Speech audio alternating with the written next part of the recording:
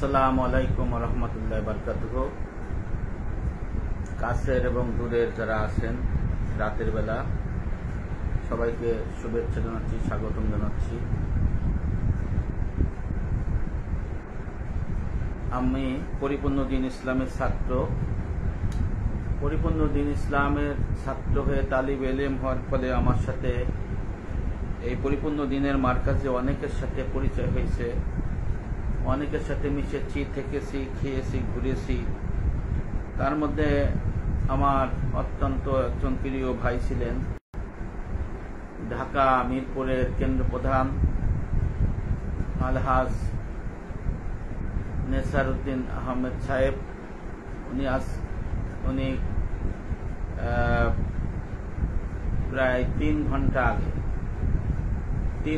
আগে মানে 2 ঘন্টা আগে উনি এই পৃথিবীর মায়া ত্যাগ করে ইন্তেকাল করেছেন। ইন্না লিল্লাহি ওয়া ইন্না ইলাইহি রাজিউন। মহান রব্বুল আলামিনের কাছে তার আত্মার রুহের মাগফিরাত কামনা করছি। পরিপূর্ণ দ্বীন ইসলামের একজন ছাত্র হিসেবে আমি কথা বলতে পারি যে পরিপূর্ণ দ্বীন ইসলাম একজন বীর মুজাহিদকে হারালো। আমরা তার ইন্তেকালে শোকাহত। মহান রব্বুল আলামিনের কাছে এই প্রার্থনা করি, আল্লাহ পাক যেন তাকে জান্নাত নসিব করেন এবং জান্নাতের শ্রেষ্ঠ আসনে আল্লাহ পাক যেন তাকে থাকার তৌফিক দান করেন। এই জন্য আমাদের এই পৃথিবীতে সতর্ক হয়ে চলতে হবে। কার কখন মৃত্যুর নিশানা এসে যায় কেউ বলতে পারে না, কেউ জানেও না যে কার কখন মৃত্যু হবে, কে কখন মৃত্যু মানে কার ডাক এসে যাবে কেউ বলতে পারে না। তাই আমাদের সবার মৃত্যুর জন্য প্রস্তুতি নিতে হবে। যদি আমরা মৃত্যুর জন্য প্রস্তুতি নিতে না পারি তাহলে আমাদের পরজগৎ সুখকর হবে না, পরজগৎ সুখকর হবে না। সেই জন্য আমাদের সবাইকে এই আল্লাহর পরিপূর্ণ দ্বীন ইসলাম শিক্ষা আমল করে এই পৃথিবীর থেকে আমাদের যেতে হবে। যদি আমরা এই পরিপূর্ণ দ্বীন ইসলাম শিখতে না পারি তাহলে আমাদের এই পরজগতের যে পথ, সে পথ কিন্তু আমাদের জন্য সুখকর হবে না। প্রত্যেক মানুষ মনে করে সে দুনিয়ায় বেঁচে থাকবে, কেউ মরতে চায় না, সে চিন্তাও করে না যে সে মারা যাবে, অথচ তাকে এই পৃথিবীর থেকে চলে যেতেই হয়। আমরা জন্মগ্রহণ করেছি, আমাদের মৃত্যু অনিবার্য, আমাদের মৃত্যু হবেই। মৃত্যুর থেকে কেউ বাঁচাইতে পারবে না। আল্লাহ পাক কোরআনুল কারীমের মধ্যে বলেই দিয়েছেন যে তোমরা উঁচু উঁচু দালানে বা যে কোনো জায়গায় তোমরা যদি পালিয়ে থাকো এই মৃত্যুর থেকে তোমরা বাঁচতে পারবে না। এই জন্য আমাদের সবাইকে এই পৃথিবীর মায়া ত্যাগ করে চলে যেতে হবে এবং আমাদের সবাইকে এই পৃথিবী ছেড়ে যেতে হবে। এই কারণে এই পৃথিবী আপনাকে আমাকে রাখবে না, পৃথিবী আমাদের থাকতে দিবে না। এই জন্য সময় থাকতে আমাদের পৃথিবীর থেকে পরজগতের মহামুক্তির জন্য সম্বল হাসিল করতে হবে। আমরা মানুষ, আমরা ভুল করি, কারণ ভুল না করলে তো সংশোধন হবে না। মহান রব্বুল আলামিন মানুষকে ক্ষমা করার জন্যই আছেন, কিন্তু যদি ক্ষমা যদি সেইভাবে হয়, যদি ক্ষমা যদি সে আল্লাহর পক্ষের মুআফিক হয়, শরীয়তের বিধিবিধান অনুযায়ী হয়, তাহলে সেটা হবে সবচেয়ে ভালো। এই জন্য আমাদের এই পৃথিবীটা হলো একটা মুসাফিরের মতো। পৃথিবী মুসাফিরের মতো। একজন মুসাফির যেভাবে এক জায়গা থেকে আর এক জায়গা যায়, ঠিক একজন মুসাফিরের মতোই পৃথিবীতে সবাই সেভাবে বাস করে থাকে, এক জায়গা থেকে আর এক জায়গা যায়। এই জন্য আমাদের সেই দিকটা খেয়াল করতে হবে যে আসলে এই দুনিয়ায় তো আমরা থাকতে আসি নাই। দুনিয়ায় কেউ কখনো থাকতে পারবে না, সম্ভব না। আমাদের প্রস্তুতি নিতে হবে পরজগতে চলে যাওয়ার জন্য। আপনি যখন জন্ম নিচ্ছেন তখন আপনার বয়স ছিল অল্প, আস্তে আস্তে হাঁটি হাঁটি পা করে 10 বছর, 20 বছর, 30 বছর, 40 বছর, 50 বছর যখন হয়ে যায়, তখন মানুষের মধ্যে মৃত্যুর একটা নিশানা চলে আসে, যে কখন মানুষ মৃত্যুর দিক ডাকে সারা দিয়ে আল্লাহর কাছে চলে যায় সেটা কেউ বলতে পারে। এই জন্য আমাদের পরিপূর্ণ দ্বীন ইসলামের একজন বীর মুজাহিদ ছিলেন, সাথী ছিলেন আমার যিনি উস্তাদ হযরত আল্লামা শাহ মোহাম্মদ আব্দুল শাকুর দামাত বরকাতুহু। ওনার একজন খাস লোক ছিলেন, ঢাকা রাজধানী ঢাকার মিরপুরের পূর্ণাঙ্গ দিনের বীর মুজাহিদ সুফি নেসার হোসেন সাহেব। 2 ঘন্টা আগে রাত 11টায় উনি এই পৃথিবীর মায়া ত্যাগ করে চলে গেছেন। উনি পরিপূর্ণ দিনে মাহফিলে আসতেন এবং প্রতি বছরই বলতেন হয়তো আগামী বছর আর দেখা হবে না। এই জন্য উনি আলোচনা করতেন, সুন্দর আলোচনা করতেন। তা প্রতি বছর এরকম বলতেন। গত 3 মাস আগেও উনি আলোচনা করেছেন, সুন্দর আলোচনা করেছেন। এই বছর উনি বিশ্ব অভিযান কেন্দ্রে পূর্ণাঙ্গের মাহফিলে উনি যেতে পারেন নাই।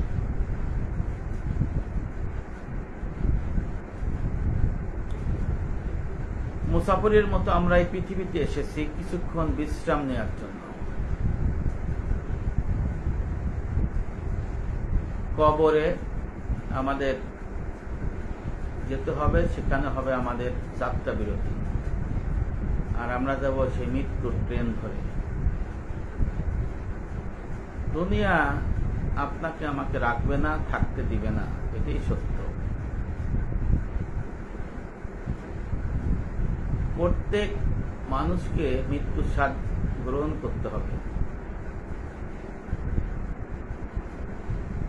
আর মৃত্যু অবধারিত। একজন মানুষ যখন মারা যায়, তখন মুসলমান যখন মারা যায় তখন পড়তে হয় ইন্না লিল্লাহি ওয়া ইন্না ইলাইহি রাজিউন, সূরা বাকারার 54 নম্বর আয়াত, সূরা বাকারার 156 নম্বর আয়াত। এর মানে নিশ্চয়ই আমরা সবাই আল্লাহর জন্য, আমরা সবাই তারই সান্নিধ্যে ফিরে যাব। কারণ মানুষকে আল্লাহ তাআলা পৃথিবীতে পাঠিয়েছেন কিছু নির্দিষ্ট সময়ের জন্য। সময় শেষ হলে আল্লাহ তাআলা ওই বান্দাকে পৃথিবী থেকে উঠিয়ে নিয়ে যান। এই ইন্না লিল্লাহি ওয়া ইন্না ইলাইহি এই আয়াতটি সেই কথাটি স্মরণ করে দেয়।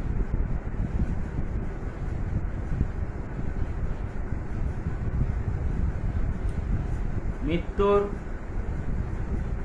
পরে রয়েছে বরজাখ জীবন। দুনিয়া জীবন শেষ করার পরে বরজাখ জীবন। বরজাখ জীবন হলো কবরের যে জগৎ, সেটাকে বলা হয়। এই কবরের জগৎ কারোর জন্য হবে জান্নাতের বাগিচা, কারোর জন্য হবে জাহান্নামের গর্ত। নাউজুবিল্লাহ। এই দুনিয়া হলো কবর।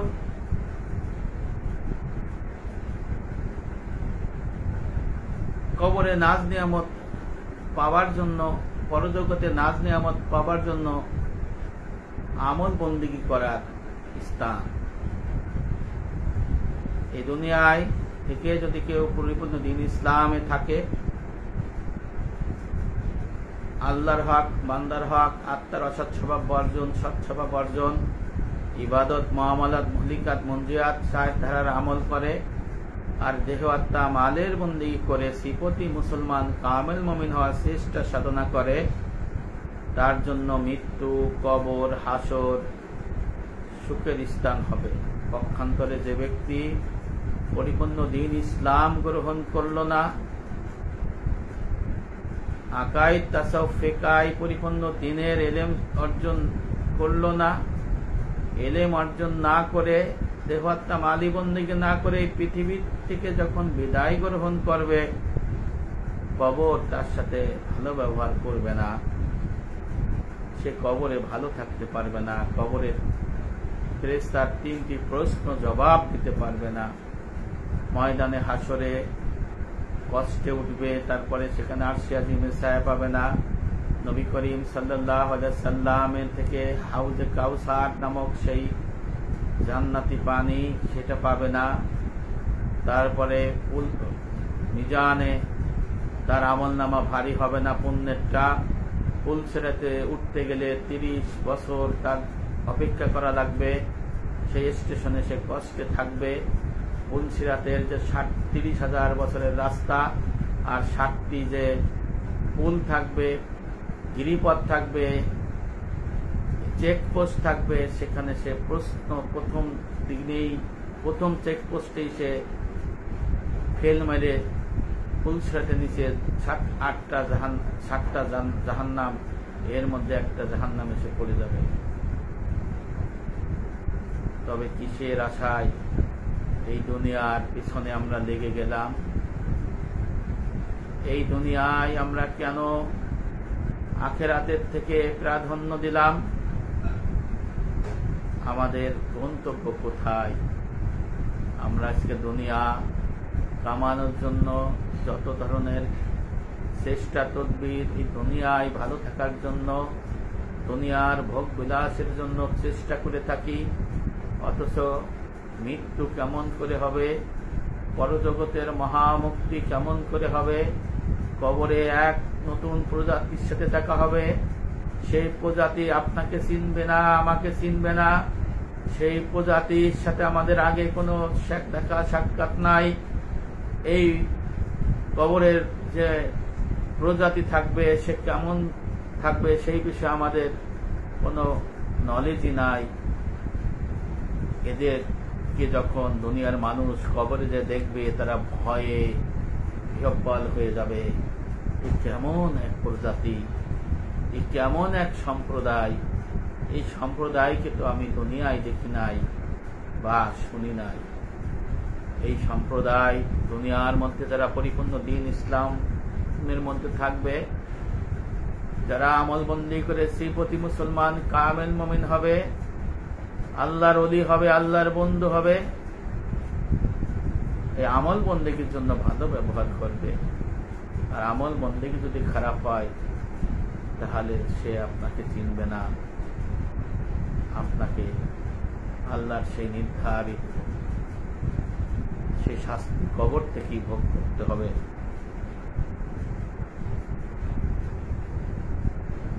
এখনো কি আমাদের বোঝার সময় হয় নাই? এখনো কি এই দুনিয়ার চাকচিক্যের মোহে পড়ে পরকালের মঞ্জিলকে আমাদের ভুলে যেতে হবে ভাই? কেন পরপরের পাথে অর্জন না করে দুনিয়ার পিছনে আমরা দিবানিশি লেগে থাকবো? এখন কি বোঝার সময় হয়নি? এখন কি পরজগতে মহামুক্তির সম্বল সঞ্চয়ের জন্য আমাদের মনোযোগী হওয়ার মতো সময় হয়নি ভাই? প্রিয় ভাই, আসুন মঞ্জুলে মকসুদে পৌঁছানোর জন্য, পরজগতের মহামুক্তির জন্য এই মুহূর্ত থেকে আমরা প্রস্তুতি গ্রহণ করি। আমাদের নিঃশ্বাস হায়াতের বেলা শেষ হওয়ার আগেই যেন আমরা, যে সফর কখনো শেষ হবে না, যে সফর কখনো মৃত্যু হবে না, সেই পরজগতের পাথেয় জোগাড় করি। আপনার সফরের পাথেয় অর্জনের সঠিক দিক নির্দেশনা দেওয়ার জন্য পূর্ণাঙ্গ দিন ইসলামের মধ্যে, সিলমি কাফার মধ্যে আপনাকে দাখিল হতেই হবে, হতেই হবে, হতেই হবে।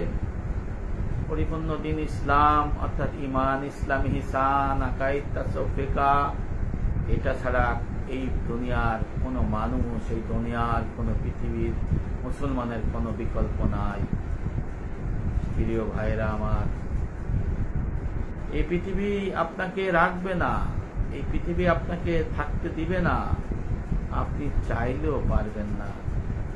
সবকিছু একদিন মিলিয়ে যাবে, মিটে যাবে সূর্যের আলো, মিটে যাবে রংধনুর 7 রং, মিটে যাবে এই নীল আকাশ, মিলিয়ে যাবে স্তরে স্তরে সাজানো সপ্তাকাশ।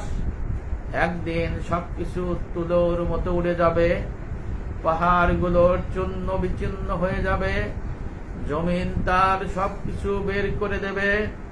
মুসলমান পরিবারে জন্ম নেওয়া প্রতিটি বোধ হয় এই কথাগুলো কিছু কিছু জানেন, কারণ মুসলমান মাত্রই পরজগৎকে, পরকালকে বিশ্বাস করে। দুনিয়া যে চিরস্থায়ী নয়, দুনিয়া যে চিরস্থায়ী আবাস নয়, সেটাও এই দুনিয়ার মানুষ, মুসলমানেরা বিশ্বাস করে। কিন্তু পরজগতের পাথেয় সঞ্চয় অধিকাংশ করে না, তারা গাফিল থাকে।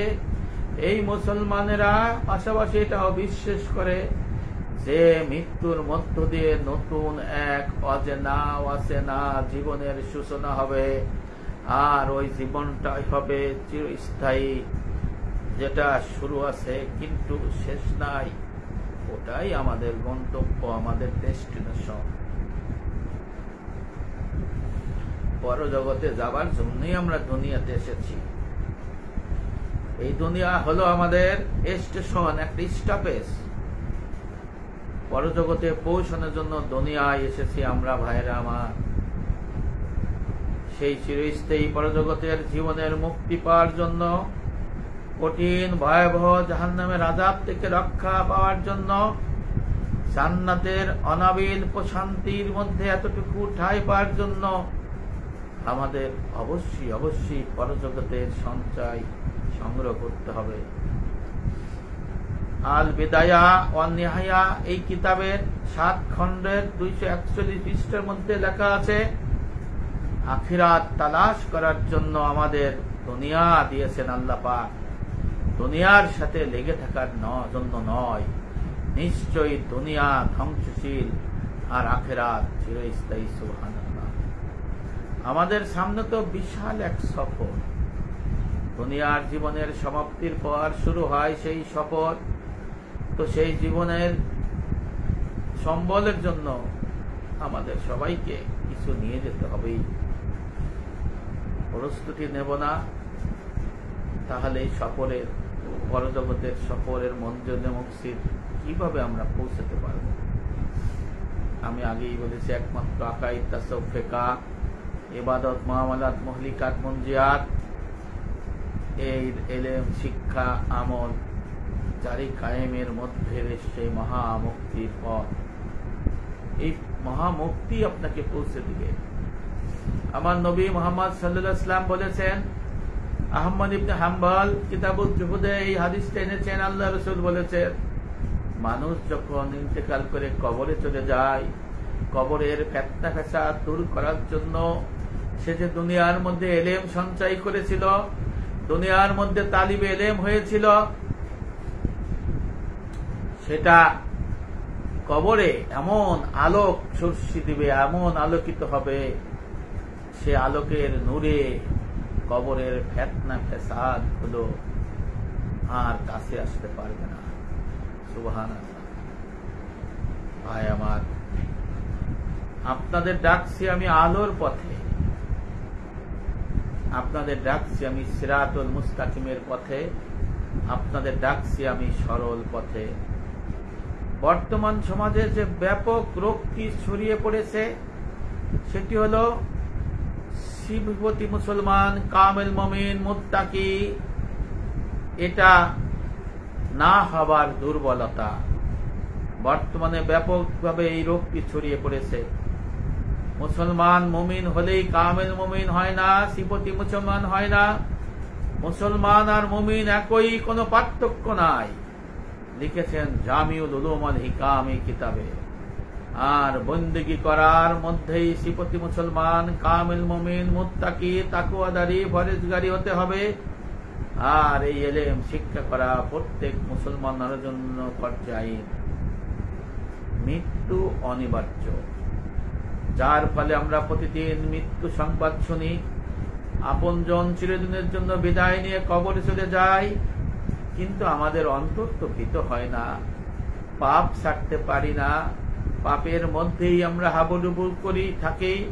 কোন দিনই এলেম শিখলে পাপ ছাড়া যায়, সেই দিনই এলেমের কাছে আমরা যাই না, তার ধারও ধারি না। মৃত্যুর কালো থাবা কত মানুষকে করেছে গৃহহারা। অনেকের আপন লোককে আলাদা করে মাটির ঘরে রেখে দিয়েছে, নিজেকে একাকী অসহায় করে। এমন লোকের তো ইয়াত্তা নাই, অগণিত অসংখ্য।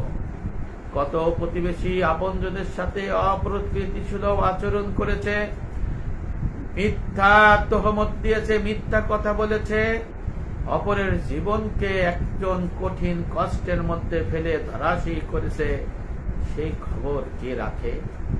স্থায়িত্ব লাভের জন্য, স্থায়িত্ব লাভের পর ঝর্ণাধারার মতো কত চোখ থেকে অশ্রুধারা প্রবাহিত করেছে, কতজন কে জানে তার হিসাব। ওহে আরাম আয়েশে নিমজ্জিত বিপদকামী ব্যক্তিগণ, যে এর অন্যথা কল্পনা করতেও পারে না, অনতিবিলম্বে তোমাকে তোমাদের এই দুনিয়ার সুখ নিদ্রা থেকে বিচ্ছিন্ন ও আলাদা করা হবে।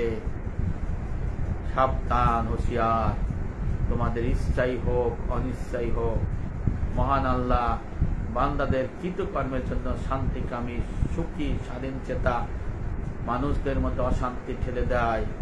তাকে হঠাৎ মৃত্যুর স্বাদ আস্বাদন করায়, গৃহহারা করে, বাড়ি ছাড়া করে, পাখির নীরের মতো নীরহারা করে তাকে এই দুনিয়ার থেকে বিদায় করে কবরের মধ্যে তাকে পৌঁছে দেয়।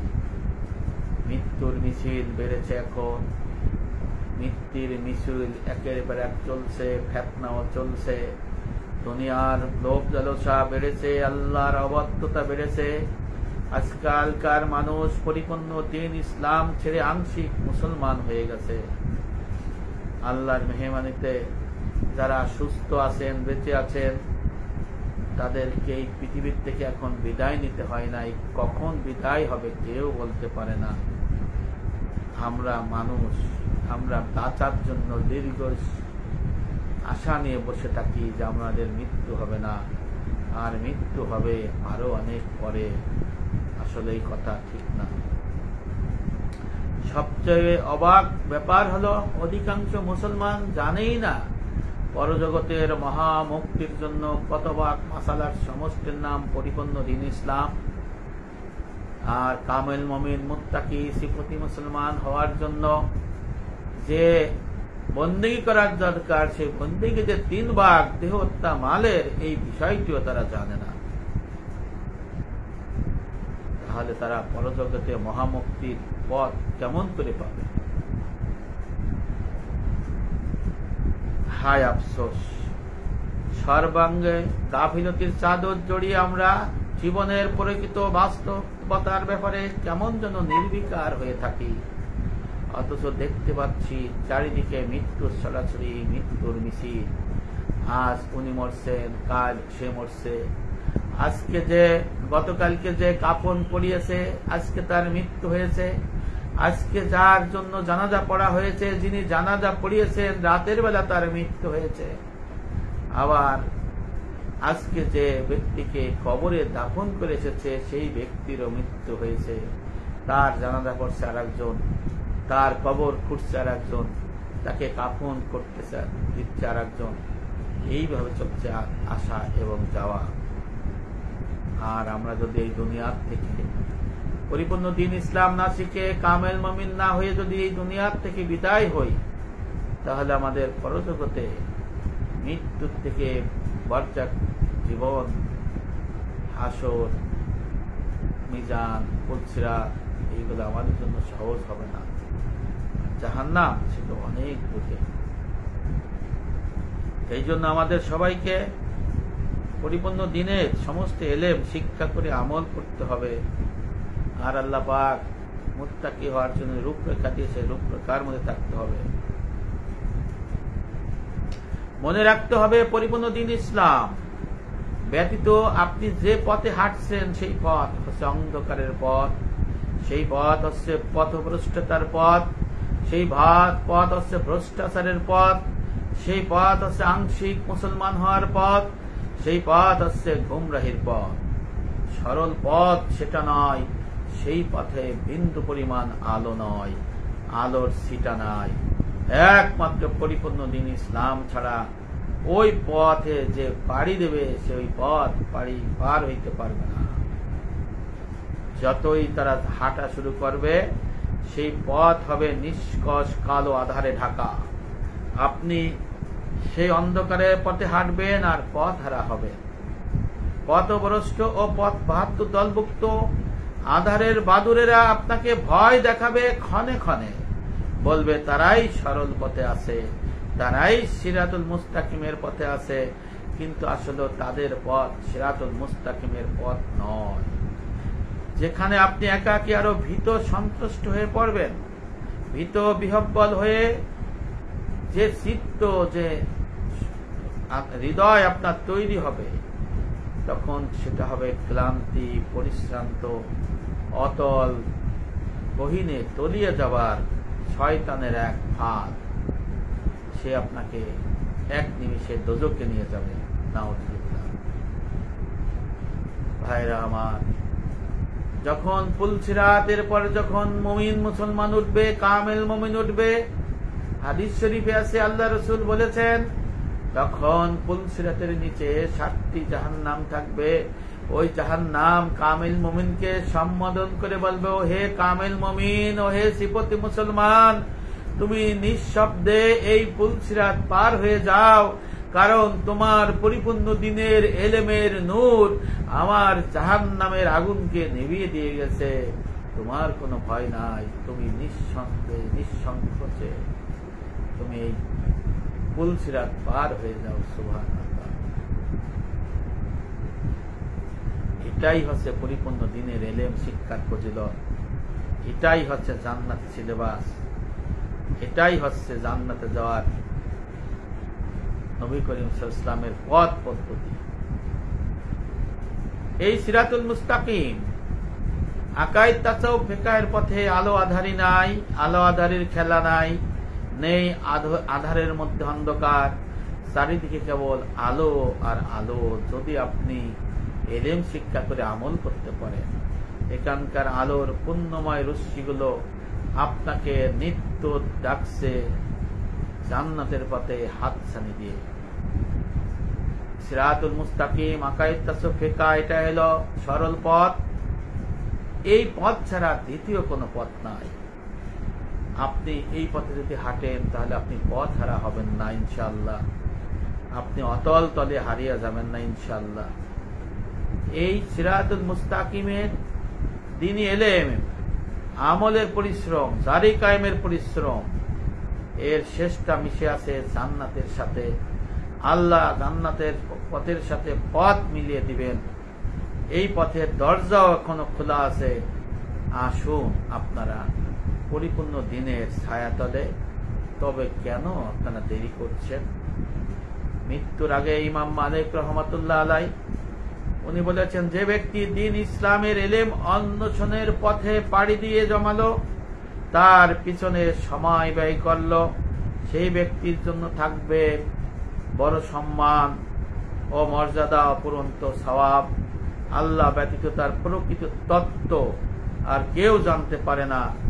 ইমাম মালিক রহমাতুল্লাহ আলাইহি বলেছেন, এইতে লেখা আছে বুস্তানুল ওয়াইজ মুহাদ্দিসিন শাহ আব্দুল আজিজ মুহাদ্দিস দেলভী রহমাতুল্লাহ আলাইহির কিতাবের মধ্যে ইমাম মালিক রহমাতুল্লাহ আলাইহি দিনের ইলম শিখেছিলেন ওনার উস্তাদ ইমাম ফুরু রহমাতুল্লাহ আলাইহি। ইমাম মালিক রহমাতুল্লাহ আলাইহি এমন ব্যক্তি ছিলেন যে ব্যক্তি নবী করিম সাল্লাল্লাহু আলাইহি ওয়াসাল্লামের রিসালায় 70 বছর ইমামতি করেছিলেন। ডক্টর আল্লামা মুফতি খলিলুর রহমান আল আজারি আল মাদানী আল হানাফি দামাত বারকাতুহু উনি বলে গিয়েছেন এবং আমি কিতাবেও দেখেছি, ইমাম মালিক রহমাতুল্লাহ আলাইহি এমন ব্যক্তি ছিলেন, মৃত্যুর আগে উনি মদিনাবাসীকে দেখে বলেন, ও হে মদিনাবাসী, আমি এমন একটি কথা লুকিয়ে রেখেছি যেটা আমার স্ত্রীকেও বলি নাই। তখন মদিনাবাসী হাজির হয়ে গেলেন ডক্টর আল্লামা খলিলুর রহমান আল আজহারি আল মাদানী আল হানাফি দামাত বারকাতুহু ওনার বয়ানে, এটা আমি শুনেছি। তখন মদিনাবাসীকে বললেন যে আমি 70 বছর আমি মসজিদ নববীর এই রিসালায় ইমামতি করেছি, এমন কোন রাত যায় নাই আমি নবী করিম সাল্লাল্লাহু আলাইহি ওয়াসাল্লামের সাথে স্বপ্নযোগে কথা বলি নাই। সুবহানাল্লাহ। সেই ইমাম মালিক রহমাতুল্লাহ আলাইহি বলেছেন, যে ব্যক্তি দ্বীন ইসলামের এলেমের পথে, দ্বীন ইসলামের এলেম অন্বেষণের পথে পাড়ি জমালো এবং এই দ্বীনের এলেম শিক্ষার পিছনে সময় ব্যয় করল, সেই ব্যক্তির জন্য থাকবে পরজগতে বড় সম্মান, পরজগতে থাকবে তার অফুরন্ত সওয়াব এবং আল্লাহ ব্যতীত তার এই প্রকৃত তত্ত্ব আর কেউ জানতে পারে না।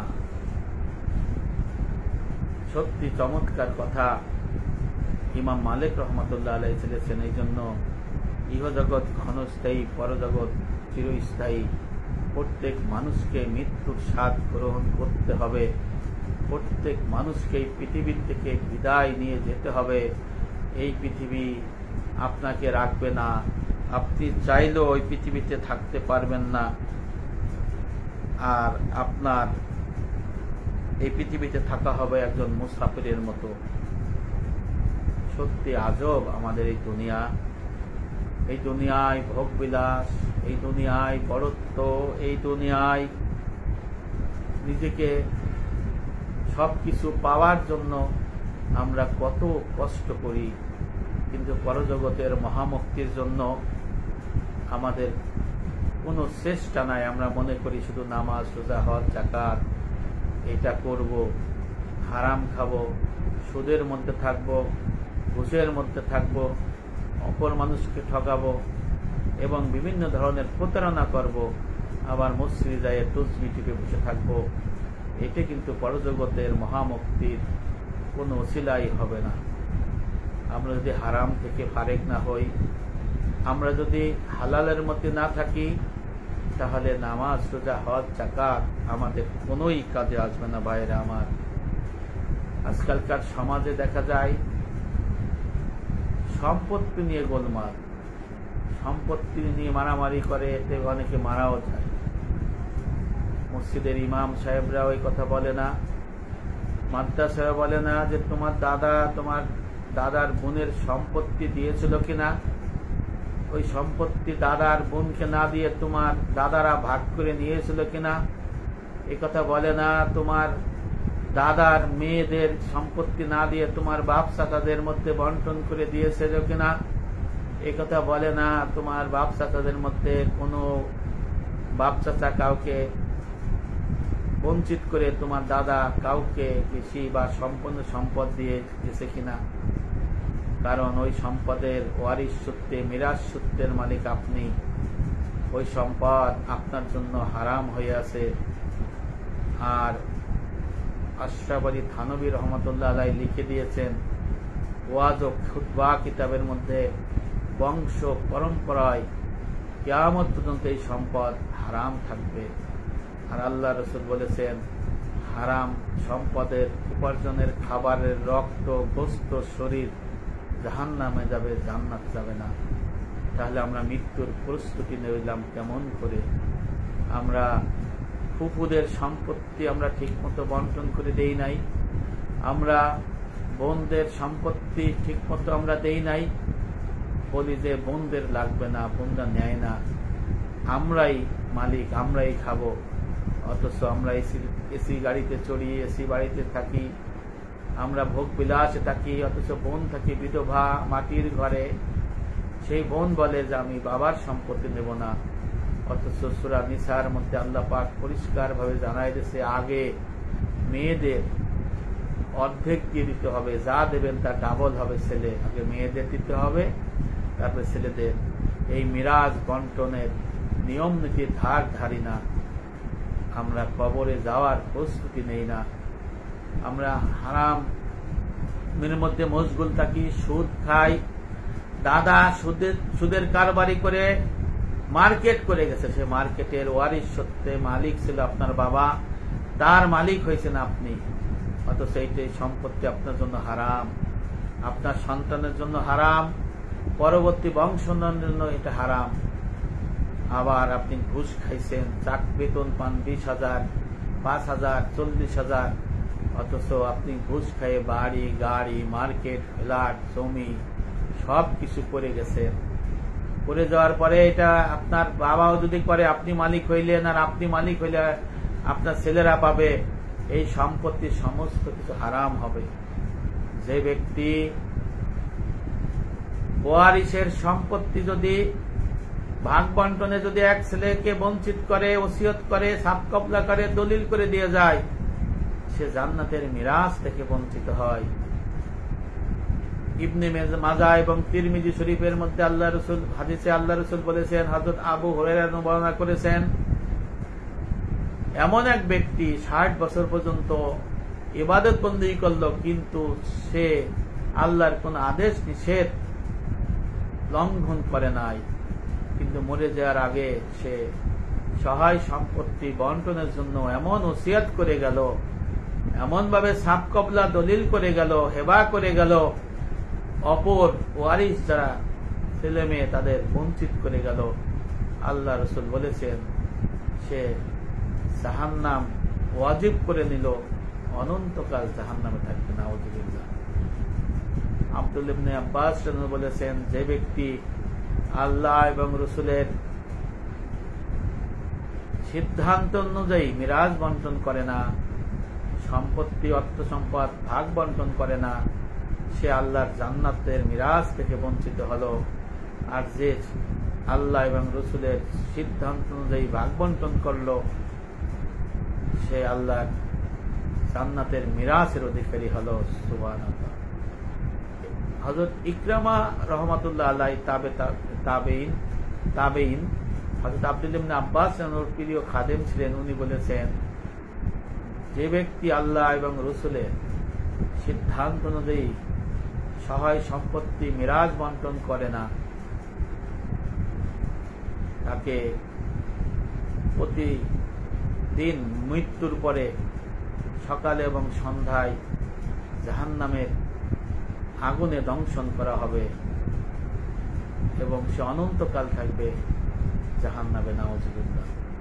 তাহলে আমরা পরজগতে মহামুক্তির জন্য যে সম্বল সঞ্চয় করতে চাই, তারা কি কখনো ভেবে দেখেছি যে আমাদের বাবাদের সম্পত্তি হালাল কিনা, আমার নানার সম্পত্তি আমরা মালিক হয়েছি হালাল কিনা, দাদার সম্পত্তি হালাল কিনা, পরদাদার সম্পত্তি হালাল কিনা, কাউকে কম বেশি করছে কিনা? এই দুনিয়া শেষ হয়ে যাবে, এই দুনিয়ায় কেউ থাকবে না। যখন এই হারাম সম্পত্তির অধিকারীরা কবরে যাবে, হযরত হাসান বসরি রহমাতুল্লাহ আলাইহি, যিনি 360 জন সাহাবাকে দেখেছিলেন, নবী করিম সাল্লাল্লাহু আলাইহি ওয়াসাল্লামের স্ত্রীর ঘরে যিনি মানুষ হয়েছিলেন, যার বাবা ছিল নবী করিম সাল্লাল্লাহু আলাইহি ওয়াসাল্লামের খাদেম হাসান বসরি রহমাতুল্লাহ আলাইহি, উনি বলেছেন যে কবরে যখন হারাম সম্পত্তির হারাম অর্থের মালিক কবরে প্রবেশ করবে সে তখন জাহান্নামের ভয়াবহ আযাবে দংশন হবে এবং সে তখন কবর এমন অবস্থা হবে সে কবর ভেঙে বের হওয়ার উপক্রম হবে। সে বলবে, হায় আল্লাহ, আমাকে একবার দুনিয়ায় যেতে দিন, আমি এগুলো মিটিয়ে দেই। এই সুযোগ আর সে পাবে না। তার খাদেম জিজ্ঞেস করছে, হে হাসান বসরি, এই ব্যক্তিকে আপনি মাটি দিচ্ছেন, আমি মাটি দিচ্ছি, কবর দিচ্ছি, এর অবস্থা কি? হাসান বসরি বললেন, তুমি শুনবা, শুনে কি তুমি করবা? তখন বললেন, সাহেব বলুন আমাকে। এই ব্যক্তি কবর হচ্ছে, এখনো মানুষের নাকি আসে নাই, সে ভয়ে খুব বিপদগ্রস্ত হয়ে রয়েছে। সে তখন একটাই চিন্তা করতেছে, আল্লাহ আমাকে একটি বার দুনিয়ায় পাঠান, আমি দুনিয়ায় যাইয়ে সব কিছু আপনার কল্যাণে ব্যয় করে আসি, সদকা করে আসি। কিন্তু আল্লাহ পাক সেই সুযোগ দেবে না। তুমি শুনে কি করবা? কারণ তুমি যখন শুনছো তুমি তো সেটা করবা না। এই জন্য আমরা মৃত্যুর প্রস্তুতি নেয়ার জন্য মুখে বলি কিন্তু কাজ করি না।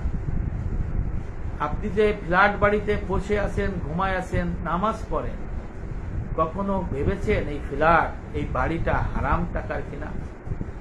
10 টাকা মধ্যে যদি 9 টাকা হালাল হয়, 1 টাকা যদি হারাম হয়, হারামই হয়ে যায়। কিতাবের মধ্যে লেখা রয়েছে হারাম টাকার, হারাম মিশ্রণের টাকার বাড়ি আপনি যদি করেন, সেই বাড়িতে যদি আপনি নামাজ পড়েন, আপনার নামাজ কবুল হয় না। অথচ এখন সুদের টাকায়, ঘুষের টাকায়, দালালির টাকায়, অনৈতিকভাবে উপার্জিত টাকায় আমরা ঘর বাড়ি করি, আপনারা করেন। কত শান্তি লাগে। আপনি মসজিদেও যান না, নামাজ পড়েন ঘরে, আবার মসজিদেও যান, বাসায় ইবাদত বন্দি করেন, কিন্তু আপনার ইবাদত বন্দি কি কবুল হচ্ছে কিনা সেই খবর তো আপনি রাখেন না ভাই। আমরা সেটা রাখি না। আবার অনেকে মসজিদ বানায়, মাদ্রাসা বানায়। মসজিদ যদি অপরের জায়গায় বানায়, মসজিদ যদি সরকারি জায়গায় বানায়, অনুমতি অনুমোদন ছাড়া যে বানাইলো সে জাহান্নাম খরিদ করে নিল। আর যদি মসজিদে যদি কেউ সুদের টাকা দেয়, ঘুষের টাকা দেয়, এই টাকা দিয়েও যদি সে বানায়, সেও কিন্তু তার পাপ আরো বাড়ায় নিল। কারণ মসজিদ আল্লাহর ঘর, পবিত্র জিনিস, সেখানে কিন্তু হারাম অর্থ সম্পদ জেনে শুনে ব্যয় করা যায় না। অথচ সমাজে মসজিদ বানানোর প্রতিযোগিতা, কে কত বড় মসজিদ করতেছি, আর মসজিদের পাশে কবর বানানোর জন্য জায়গা রেখে দিতেছে, যেখানে মরলে আমার কবর দিও, আমি আযান শুনবো। অথচ তোমার শরীরের পোশাক হারাম, রক্ত হারাম, গোস্ত হারাম, খাদ্য হারাম, পানীয় হারাম, ঘর বাড়ি হারাম। মৃত্যুর প্রস্তুতি আমরা নিতে পারতেছি না ভাই।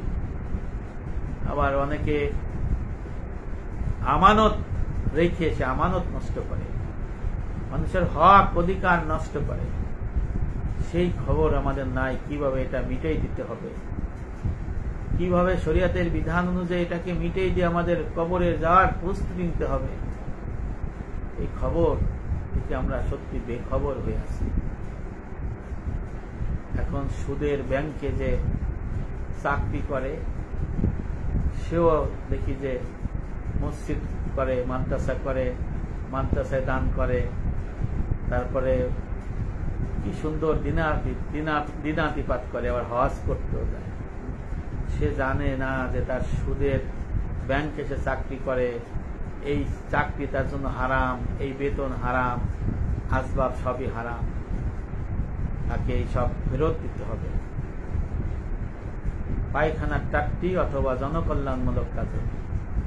আর ঘুষ খাইয়ে অনেকে হজে চলে যায়, ঘুষ খাইয়ে অনেকে মসজিদ মাদ্রাসা করে, ঘুষ খাইয়ে অনেকে দান খয়রাত করে, আবার বলে হুজুর আমার জন্য দোয়া করেন। মাসলা হলো, যদি হারাম সম্পদ আপনি জেনে শুনে দান করে যদি দোয়া চান, তাহলে সেই হারাম কে হালাল জানার কারণে সে ঈমান হারা হয়ে চলে যায়। ইমানের পরে গলতি হয়। এই তাফাক্কুর আমরা রাখি না, এই খোঁজ খবর আমরা রাখি না। আমরা অত্যাচার করি, নির্যাতন করি, জুলুম করি, এর শরীয়তের বিধান অনুযায়ী সেটার থেকে আমরা ফারেক হই না, ক্ষমা চেয়ে নেই না, আমরা আরো দিনকে দিন এগুলো করতেই থাকি। এই জন্য আমরা মুসাফির, আমাদেরকে পরজগতে চলে যেতে হবে। পরজগতে যাওয়ার জন্য আমাদের যে সম্বল সঞ্চয় সেটা আমাদের করতেই হবে।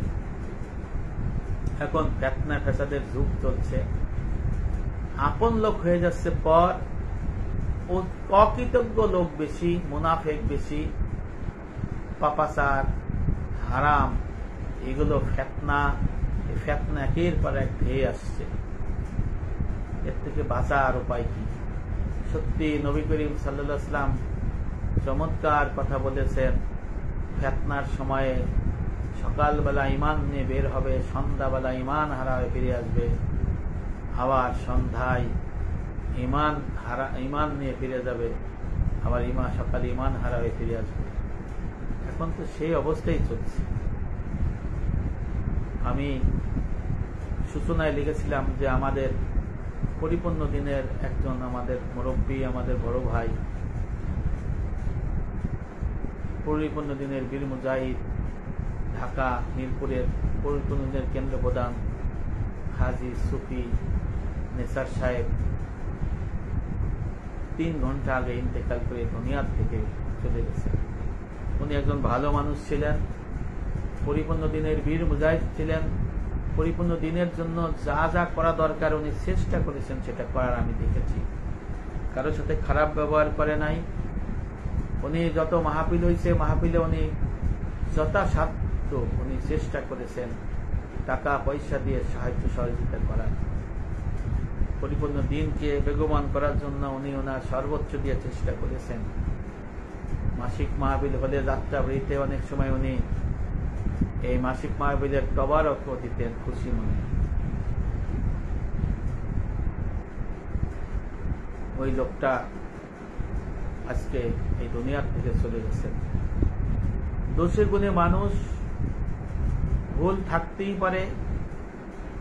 মহান রব্বুল আলামিনের কাছে আমি অন্তত দোয়া করি যে আল্লাহ যেন তাকে সবকিছু দোষ ত্রুটি ক্ষমা করে দিয়ে এই জান্নাতে যাওয়ার জন্য যা যা দরকার সেইগুলো যেন কবরে যাওয়ার আগেই, দাফন হওয়ার আগেই আল্লাহ পাক তাকে দান করে দেন।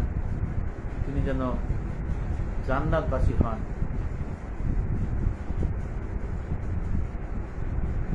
মাস 4 আগে ওনার সাথে দেখা হয়েছে,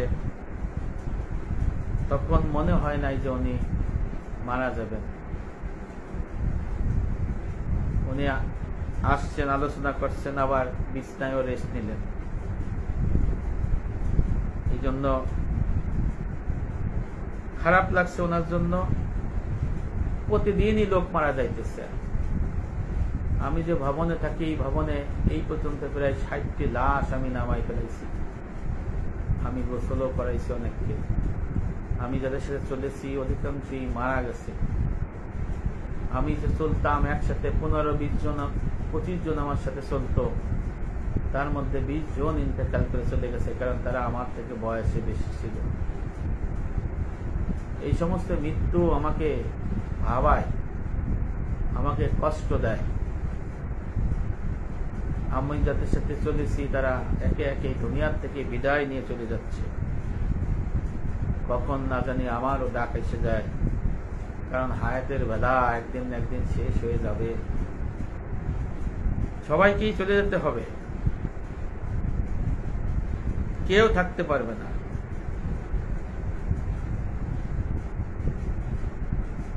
আমি সবার কাছে দোয়া চাই, সবাই যেন আমার জন্য দোয়া করে, আমাকে যেন আমার ভুল ত্রুটি আছে ভুল ত্রুটির জন্য ক্ষমা করে। আমিও সবাইকে ক্ষমা করে দেই। আর এই পৃথিবীর থেকে যেন একজন আল্লাহর মুত্তাকি বান্দা হতে পারি, মুত্তাকি বান্দা হয়ে যেন কবরে চলে যেতে পারি। এইটি হবে একজন মুসলমানের চাওয়া।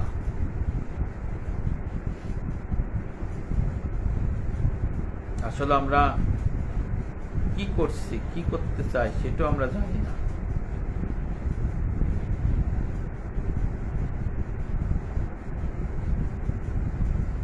শেষ কথা, আজকে এই বাংলাদেশ সহ সারা পৃথিবী ফিতনা ফেসাদের মধ্যে চলে গেছে। আমি এর বয়স 55। ছোটবেলা যেভাবে পৃথিবীটাকে দেখেছি, এখন আর এই পৃথিবী সেই ধরনের নাই। আমার যুবক বয়সে যখন এই পৃথিবীটাকে যেভাবে দেখছি, এই পৃথিবীটা এখন সেইভাবে নাই। আজ থেকে 20 বছর আগে আমি এই পৃথিবীটাকে যেভাবে দেখছি, সেই পৃথিবীটা সেইভাবে নাই। 10 বছর আগে যে পৃথিবীটাকে দেখছিলাম, সেই পৃথিবীটা এখন সেই পৃথিবীর মতো নাই। 5 বছর আগে যে পৃথিবীটা আমাদের কাছে ছিল, সেই পৃথিবীও নাই। এখন দেখি সব ফিতনা ফেসাদের মধ্যে ধেয়ে গেছে। ফিতনা ফেসাদের মধ্যেই পৃথিবীর মানুষ নিমজ্জিত হয়ে গেছে। আমার একজন শায়েখ আছেন, ওনাকে আমি অনেক ভালোবাসি, ডক্টর আল্লামা খলিলুর রহমান আল আজহারি আল মাদানী। উনি, ওনার আলোচনা এত সুন্দর, আমার হৃদয়ে ওনার আলোচনা ঝড় বয়। উনি যখন আলোচনা করে, তখন যে বিষয়টা আলোচনা করে সেটা চোখের সামনে ভেসে ওঠে। উনি কিয়ামতের আলামত সম্পর্কে আলোচনা করতে গিয়ে পৃথিবীতে এসেছেন, এটা কিয়ামতের আলামতে কুবরা। এরপরে ইমাম মেহেদী আলাইহিস সালাম আসবেন, এটা আলামতে সুগরা। নবী ইসলাম এসেছেন আলামতে সুগরা, ইমাম মেহেদী আলাইহিস সালাম আসবেন আলামতে সুগরা, দাজ্জাল আসবে আলামতে সুগরা, হযরত ঈসা আলাইহিস সালাম আসবেন আলামতে সুগরা। হযরত ইমাম মেহেদী আলাইহিস সালাম কখন আসবেন? ডক্টর আল্লামা খলিলুর রহমান আল আজহারি আল মাদানী জোর দিয়ে বলেন যে ইমাম মেহেদী আলাইহিস সালাম যে কোনো সময় আসবেন। এই কারণে বর্তমানে যে দুনিয়ায় যে সমস্ত ফিতনা ফাসাদ চলছে হচ্ছে, ইমাম মেহেদী আলাইহিস সালাম আসার মতো যে আলামত, সেটা কমপ্লিট হয়ে গেছে। এখন ঈমান টিকিয়ে রাখা মুশকিল, ঈমান টিকিয়ে রাখা মুশকিল। কারণ ঈমানের যে সমস্ত মাসআলা আছে, এটা ব্যাপক। উনি আজ থেকে 8 বছর আগে একটা কথা বলতেন যে আমলি মাসালার অধ্যাংশ ইলমে তাসাউফের এলেমের মধ্যে প্রতিটি অধ্যায়ে, প্রতিটি মাসলার মধ্যে ঈমানের মাসালা। আসলে তাই আমরা তো নামাজ, রোজা, হজ, যাকাত এই বিষয় নিয়ে পড়ে থাকি, আর ঈমান সংক্রান্ত আমরা মনে করি 60টা, পরে 17টা টোটাল, আরো ছোট বড় দিয়ে 70-75টা বিষয়। আসলে তা না, আরো অনেক ব্যাপক বিষয় আছে। ঈমানের যে বিষয়গুলা, যে ঈমানের যে গলতি হয়, সেই বিষয়গুলো চমৎকার ভাবে তুলে ধরতে। আসলে এই ধরনের আলেম পাওয়া এখন মুশকিল। এই আলেমদের কদরও নাই। এই দুনিয়ায় যে ফিতনার সময়, এই সমস্ত মুহাক্কিক আলেমদের কদর কিন্তু আস্তে আস্তে থাকবে না। হ্যাঁ, থাকবে। ইমাম মেহেদী ইসলাম যখন আসবে, তখন তাদের সাথে থাকবে, তখন আবার দুনিয়ায় ইসলাম কায়েম হবে। এরপরে আলামতে কুবরা হওয়ার পরে আপনার অনেকগুলো নিদর্শন আছে, তার দুনিয়া ধ্বংস হবে। আমি যে কথা বলছি যে দুনিয়া ফিতনা ফাসাদের মধ্যে ভরে গেছে। এখন আমি যখন এই দুনিয়াটাকে আগে দেখছি, সেই ধরনের দুনিয়া এখন আর নাই। একটা জিনিস দেখেন, আপনি যদি কাউকে টাকা ধার দেন, আগে দেখছি টাকা ধার দিলে এই দেনাদার টাকা দেওয়ার জন্য পাগল হয়ে যেত, আর যিনি দিচ্ছেন তার বাসায় এসে টাকা দিয়ে দিত। আর এখন কি হয়েছে, যে টাকা নেছে তারে আর খুঁজে পাওয়া যায় না, সে দেখাওয়া দেয় না, আর যে পাওনাদার তার কাছে গেলে সে পলায় থাকে সব জায়গা। এটা কিন্তু আগে ছিল না, এটা হয়ে গেছে, দুনিয়া চেঞ্জ হয়ে গেছে, অকৃতজ্ঞতা বেড়ে গেছে, মুনাফিকি বেড়ে গেছে, এবং চোখ পাল্টাই ফেলে চোখের নিমিষে। এগুলো যার কথা বললাম উনি বলেছেন যেগুলো আলামতে সুগরা, ইমাম মেহেদী আসলামের আসার আলামত। আর একটা কথা উনি বলেছিলেন যে আল্লাহ মানে এমন একটা জিনিস তৈরি হবে, মানুষ ওই দিকেই নেশাগ্রস্ত থাকবে। এই সেটা হলো মোবাইল। আমার কাছে মনে হয়েছে মোবাইল, উনিও বলেছেন মোবাইল। এই মোবাইলে এমন নেশাগ্রস্ত হয়ে গেছে, আগে আমরা ঘুম থেকে উঠতাম, আমার মায়ের কোরআন খতম, কোরআনের আওয়াজ শুনে, বাবা কোরআন পড়তেন, আমরা ঘুমাই থাকতাম, লাভকে উঠতাম, যে সূর্য উঠছে না, নামাজ পড়ার চেষ্টা করতাম। আবার এশার নামাজ পড়ে দেখি যে মা কুপো হারিকেন নিয়ে কোরআন শরীফ পড়তেছে, বাবা ও তাই করছেন। আর এখনের সমাজে কি হয়েছে, এখন মোবাইল নিয়ে বসে থাকে, মোবাইলের মধ্যে এখন ডুবে আছে, কোরআন ছেড়ে দিছে, দিনের এলিয়ামের ধার ধারে না, এই মোবাইল হয়ে গেছে একটা ফেতনা। এটাও কিয়ামতের আলামতের সুগরা।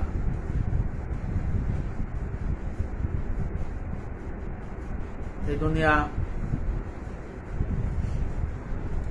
এখন দেখেন একটা জিনিস হয়ে গেছে যে পিতামাতা মারা গেলে পিতামাতার জন্য সব রেসানি করা হয় না, করে না। আহলে হাদিস যারা আছে তারা বিভিন্ন ধরনের অপপ্রচার করে, আর যারা আহলে সুন্নাত ওয়াল জামাতের অধিকারী আছে তারা টাকা খরচ করতে চায় না। বাবা কোটি কোটি টাকা রেখে গেছে, কিন্তু সে যে মুহাক্কিক আলেম আনবে, তারে দিয়ে দোয়া করাবে, দরিদ্রদের খাবার দিবে, মুত্তাকিদের খাবার খাওয়াবে, এইটা আর নাই, হাদিয়া দিবে, এটা উঠে গেছে। বললে যে নিজে নিজে দোয়া করো, নিজের দোয়া যদি কবুল না হয়, আবার বলে মুত্তাকি আলেমদের দোয়া কবুল হয়, দোয়া তো কবুল হইতেও পারে, চেষ্টা করতে অসুবিধা, এইটা নাই। এই বাবা সারা জীবন গরু দিয়ে গেছে কুরবানি, বাবা টাকা রেখে গেছে, এই যে কুরবানি আসতেছে, কোন মায়ের পুত আছে, কয়টা বাপ ছেলে আছে, বাপের নামে মার নামে নফল কুরবানি করবে, কয় করা লাগে না। অথচ হাদিস শরীফে আছে বাবা মা, মৃত বাবা মার নামে নফল কুরবানি করলে এটা কবুল হয়, কবরের সঙ্গে সঙ্গে পৌঁছে দেওয়া হয়। সুবহানাল্লাহ। এইটাও হারাই গেছে, এটা নাই। এখন নিজে খাই, কুরবানি করে আবার টাকা পয়সা মানে গোস্ত ঠিক মানে মানুষকে দেয় না। যাক, আমি অনেক কথা বললাম, আবেগ আপ্লুত হয়েছি, মৃত্যু নিয়ে কথা বলতেছিলাম। যে আল্লাহ পাক সবাইকে দুনিয়ার থেকে নিয়ে নিবেন, কেউ থাকতে পারবে না। পরজগতের মহামুক্তির জন্য যে সম্বল দরকার, সেই সম্বল আমাদের অবশ্যই অর্জন করতে হবে। সেই সম্বল আমাদের অর্জন করে যদি না নেই, কবরে এক নতুন সম্প্রদায় দেখা হবে, শ্রেণী মানে সম্প্রদায় সে দেখা হবে। সেই সম্প্রদায়কে আপনি চিনেন না, আমি চিনি না। সেই সম্প্রদায় কি আচরণ করবে আমরা জানি না। বাবা থাকবে না, মা থাকবে না, ভাই থাকবে না, বোন থাকবে না, আলেম থাকবে না, নেতা থাকবে না, প্রেসিডেন্ট থাকবে না, কেউ থাকবে না। আল্লাহ রসুল বলেছেন একটা ব্যক্তি তিন ধরনের লোক, জিনিস থাকে, তিনটে বন্ধু থাকে। এরকম বিষয়টা যে ওই লোক যখন মারা যায় তখন তার থেকে তার তিন জিনিস থাকে, তার থেকে তার ধন সম্পত্তি, বাড়ি গাড়ি বিদায় নাই, থাকে আত্মীয় স্বজন, আপনজন আর আমল। যখন কবরে নিয়ে যায়, দাফন করে, ওই লোকটা কবরে যায়, ওই আপন লোকজন, আত্মীয় স্বজন ফেরত আসে। তিনটে জিনিসের মধ্যে দুইটাই ফেরত আসে। অর্থ সম্পদ, ধন দৌলত তো প্রথমেই ছেড়ে যায়, তারপরে নিজের আত্মীয় স্বজন ছেড়ে যায়, থাকে কে? ওই ব্যক্তি আর আমল। আমল যদি ভালো হয় কবরের ফেরেশতা ভালো ব্যবহার করবে, জান্নাতের টুকরো হবে কবর। আর আমল বন্দী যদি খারাপ হয় কবর হবে জাহান্নামের গর্ত। ওই ফেরেশতা বা নতুন সম্প্রদায় সে ভালো ব্যবহার করবে না।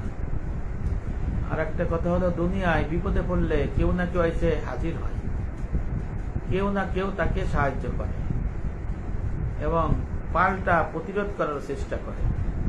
কিন্তু মৃত্যুর সময়ে এমন অবস্থা হয়, মৃত্যুর থেকে তার আর কন্ট্রোল থাকে না, সে আল্লাহর কন্ট্রোলে চলে যায়।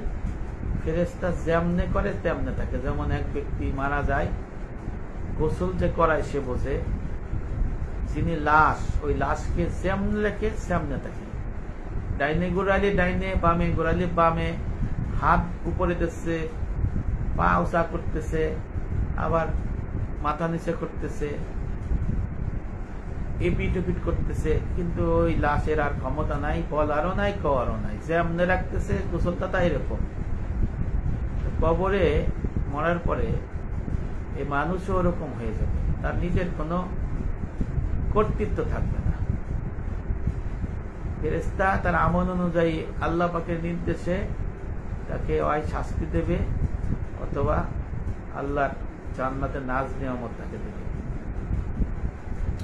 এই বিষয়গুলো আমাদের ভাবতে হবে, না হলে আপনার আমল বন্দিকে আসবে না। মৃত্যুর চিন্তা করতে হবে, কবরের চিন্তা করতে হবে, ময়দানে হাসরে যে অবস্থা হবে ভয়াবহ সেটা চিন্তা করতে হবে। তারপরে পুলসিরাত 30,000 বছরের রাস্তা, তার আগে স্টেশন আছে, 30 বছর থাকতে হবে, অপেক্ষা করতে হবে। যেমন ব্রিজে উঠতে গেলে অপেক্ষা করা লাগে অনেক যানবাহনের জন্য। বুস্তানুল ওয়াইজিন কিতাবের মধ্যে হাদিস শরীফে আছে ইবনুল জাওজি যে পুলসিরাত পার উঠার আগে 30 বছর অপেক্ষা করতে হবে। যে ব্যক্তি তার রোজা 30টা কবুল করাইতে পারছে, তার ওই 30 বছর অবস্থানটা আনন্দময় কল্যাণকর হবে। আর যে 30টা রোজা কবুল করাইতে পারে নাই, তার ওই 30 বছর পুলসিরাত যাওয়ার আগের যে 30 বছর অপেক্ষা করা লাগবে, অপেক্ষামান ওয়েটিং, সেটা তার জন্য ভয়াবহ হবে, জাহান্নামের কত কষ্ট হবে। নাউজুবিল্লাহ। এই চিন্তা তো কেউ করে না। পুলসিরাত পার হওয়ার সময় মনে করে যে আমি পুলসিরাত পার হয়ে যাব। পুলসিরাত যে সুদের থেকে সূক্ষ্ম হবে এবং অন্ধকার হবে, এক স্টেপের পরে পরের স্টেপে আলো থাকবে না, এইটুকু চিন্তা করে না। পুলসিরাতের উপরে যে আপনি ইবনে আব্বাস বলছেন যে 5টা 7টা ঘাটি হবে, 7টা চেকপোস্ট হবে। তার হলো 4টি হলো আল্লাহর হক সম্পর্কে আর 3টি হলো বান্দার হক সম্পর্কে। প্রথম হবে নামাজের হিসাব, নামাজের ইমামতের হিসাব, নামাজের হিসাব। এই নামাজ নিয়ে অনেকের মধ্যে আবার ভুল ধারণা আছে। অনেকে মনে করে যে 30 বছর নামাজ পড়ে নাই, সে তওবা করে নফল পড়বে। নফল পড়লে এই 30 বছরের যে ফরজ নামাজ পড়ে নাই, ময়দানে আসরে নফল আল্লাহ পাক তালাশ করে এটা পরিপূর্ণ করে দেবে।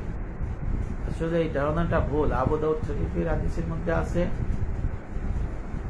যে নামাজের হিসাব আগে নেবে, যদি বান্দার ফরজ নামাজের ত্রুটি দেখা যায়, ঘাটতি না ত্রুটি, তখন আল্লাহ বলবে তার নফল নামাজ আছে কিনা। যে নামাজ পড়ছে সেই নামাজের মধ্যে যদি ত্রুটি থাকে, তখন ওই নফল দিয়ে সেটাকে পূর্ণ করে দেবে। অথচ বলে যে আপনি নামাজ পড়েন নাই 50 বছর, কোনো অসুবিধা নাই, তওবা করিয়া ফরজ পড়ে দেখে আর নফল পড়ে। অথচ কাজা নামাজ যে রয়ে গেছে তার বালেগ হওয়ার পরে এটা কোনো খোঁজ নাই, তাহলে সে মৃত্যুর প্রস্তুতি নেবে কেমন করে?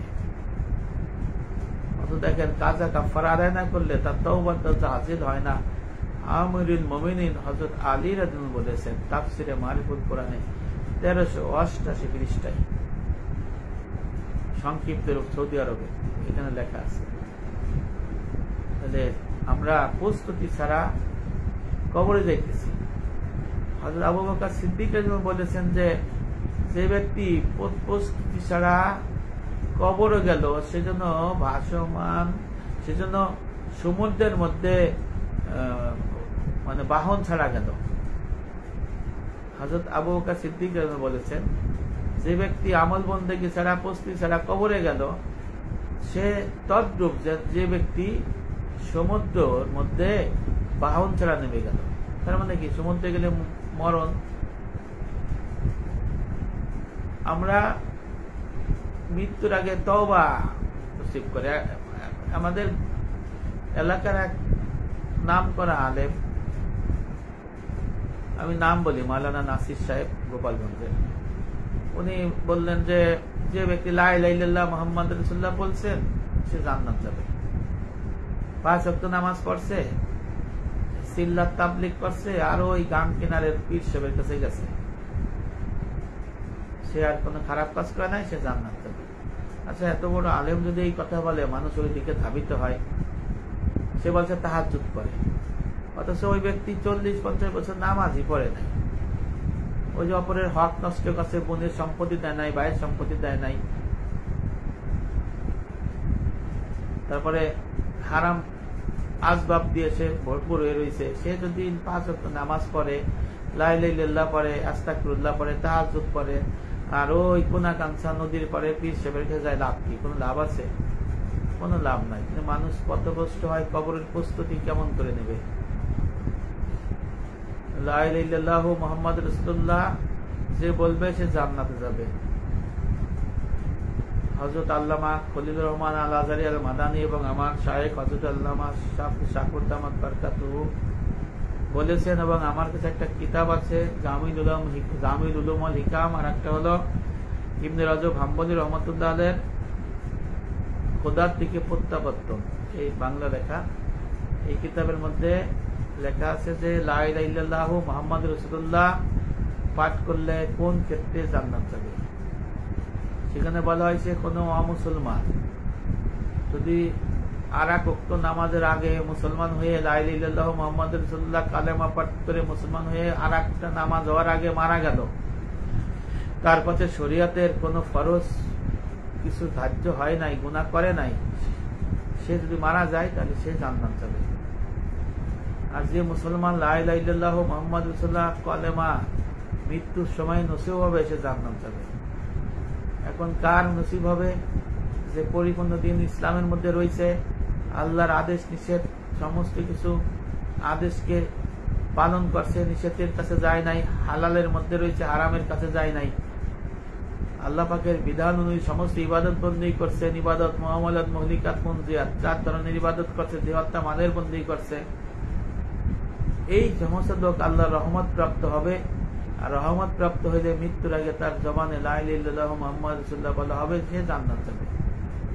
তাহলে যে আমল বন্দেগী না করলে লা ইলাহা ইল্লাল্লাহু মুহাম্মাদুর রাসূলুল্লাহ আমি এখন বলে থাকলাম আমি জান্নাত যাব, এটা যাওয়া যাবে না, যাইতে পারবে না। যে কারণে হযরত আবু হুরায়রা রাদিয়াল্লাহু আনহু লা ইলাহা ইল্লাল্লাহু মুহাম্মাদুর রাসূলুল্লাহ বললে জান্নাত যাবে, পরে মদিনা শরীফের বাগুলি গলিতে বলতেছিলেন।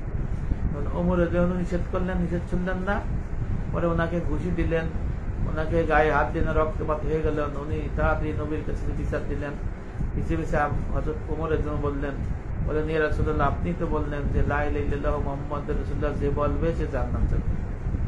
ওমর রাদিয়াল্লাহু আনহু বললেন ইয়া রাসূলুল্লাহ এই কথা যদি বলে সবাই আমল বন্দেগী ছেড়ে দিবে। নবী ইসলাম হযরত ওমর রাদিয়াল্লাহু আনহুকে পক্ষে রায় দিয়েছেন। আসলে আমল বন্দেগী ছাড়া, মুত্তাকি কামেল মুমিন হওয়া ছাড়া কেউ মরার আগে লা ইলাহা ইল্লাল্লাহু মুহাম্মাদুর রাসূলুল্লাহ তার জবানে আসবে না। আর একটা হলো তওবা, এটা বলে শেষ করে দেই। অনেকে তওবা, আল্লাহ পাক বলছেন বান্দারে তোর গুনাহ যদি পাহাড় থেকে পাহাড়ের উচ্চেও যায়, সমুদ্র থেকে মহাসমুদ্র হয়ে যায়, মূল কথা তা তুই তওবা করো, আমি আল্লাহ ক্ষমা করবো। আর যদি ক্ষমা নাও করি তো বান্দা আশা ছেড়ে না। তওবায় নসুহা করার কথা আল্লাহ পাক বলছে। অথচ বর্তমানে কি বলা হয়? তওবা বলা হয় আস্তাগফিরুল্লাহ রব্বি মিন কুল্লি জামবি ওয়া আতুবু ইলাইহি লা হাওলা ওয়ালা কুওয়াতা ইল্লা বিল্লাহিল আলিয়্যিল আযীম। এটা অথচ জবানি তওবা। এই তওবার কোনো মূল্য নাই। যাদের কবিরা গুনাহ রয়ে গেছে, মানুষের হক পাওনা দিনা রয়ে গেছে। আমাদের এক মসজিদের ইমাম সাহেব এক শুক্রবারে বললেন, মসজিদে ঘুষখোর বেশি। মানে বিল্ডিং এর ঢাকা শহরে যত অ্যাপার্টমেন্ট আছে, ভালো লোক কয়জনকে নেই, ঘুষখোর বেশি। এই ঘুষখোররা মসজিদে ভরপুর করে। তখন ইমাম সাহেবরে বলে, হুজুর এখন তো মসজিদে আইছি, তসবিহ টিপতেছি, কুরআন পড়তেছি, আর ওই স্বপ্নের তাবলীগ করতেছি, তাহলে আর কি করতাম? ইমাম সাহেব বলে দিলেন যে আপনার আর কিছু করা লাগবে না, লা ইলাহা ইল্লাল্লাহ মুহাম্মাদুর রাসূলুল্লাহ পড়ছেন তো পড়ছেনই, তওবা পড়েন, চোখের পানি ফেলায় কান্নাকাটি করেন, ইনশাআল্লাহ আল্লাহ মাফ করবে। অথচ ওই ইমাম সাহেব বললেন না যে দুনিয়ার মানুষ, তোমরা যে ঘুষ খাইছো, ঘুষের জামা কাপড়, সহায় সম্পত্তি, টাকা পয়সা, বাড়ি গাড়ি, জমি জাতি, পেলেন ফ্ল্যাট, সব আল্লাহর ফরজ কাজে সৎকার করে তুমি দোয়া মানে ওই যে সওয়াব ছাড়া, নাহলে সে মুক্তি পাইবে না। সে বললেন কি যে এখন আপনি আস্তাগফিরুল্লাহ পড়েন আর কান্নাকাটি করেন, তাহাজ্জুদ করেন, নফল পড়েন, আপনি আল্লাহ পাক আপনি ক্ষমা করবে। আচ্ছা, এই ধরনের লোককে আল্লাহ কোনদিন ক্ষমা করবে না। আর তওবা কাকে বলে? জাহিরি এবং বাতিনি সমস্ত গুনাহ থেকে ফিরে থাকা, মাকামে বহুত থেকে মাকামে কুরবত দিকে রুজু হওয়াকে তওবা বলে। জাহিরি এবং বাতিনি যারা নতুন, তারা দেখেন জাহির হলো দেহের ইবাদত, দেহদে যে বন্দী হয়, আল্লাহর হক বান্দার হক যে কটা আছে। আর বাতিনি হলো আত্মার অসৎ স্বভাব বর্জন, সৎ স্বভাব অর্জন। মাকামে বোধ থেকে মাকামে করো, মানে আল্লাহর সাথে গুনাহ করতে করতে মানুষের সাথে আল্লাহর পর্দা পড়ে যায়। আর যখন মানুষ তওবা করতে শুরু করে, তওবার ইলম শিখে করে আমল করতে শুরু করে, তখন ওই আল্লাহর থেকে বান্দার যে পর্দা সেটা আস্তে আস্তে সরে যায়। এরপরে তওবা করতে গেলে গুনাহ চিনতে হবে। গুনাহ হলো শিরক গুনাহ তিনটা, তারপরে আল্লাহর হকের গুনাহ, বান্দার হকের গুনাহ। শিরক গুনাহ তওবা করেছে, তবে আর কাছে যাবে না, আল্লাহ মাফ করে দেন, আর যাবে না। আল্লাহর হক যেগুলো আছে, ইলম, আকাইদ, তাহারাত, নামাজ, যাকাত, হজ, রোজা, তেলাওয়াতে কুরআন, যিকির, দোয়া, এইগুলো আপনার যদি কাজা কাফারা বাকি থাকে, তাহলে কাজা কাফারা আদায় করতে হবে। হযরত আলী রাদিয়াল্লাহু আনহু বলেছেন যে তাফসীরে মারিফুল কুরআনে 1388 পৃষ্ঠার মধ্যে সম্ভবত আছে, 6টা জিনিস সন্নিবেশিত না হইলে তার তওবার দরজা হাসিল হয় না। তার মধ্যে আছে আল্লাহ পাকের যে কাজা কাফারা আছে, আল্লাহর হক আদায় করে দিতে হবে। বান্দার হক যেগুলো আছে, বান্দার হক অবশ্যই পরিশোধ করতে হবে।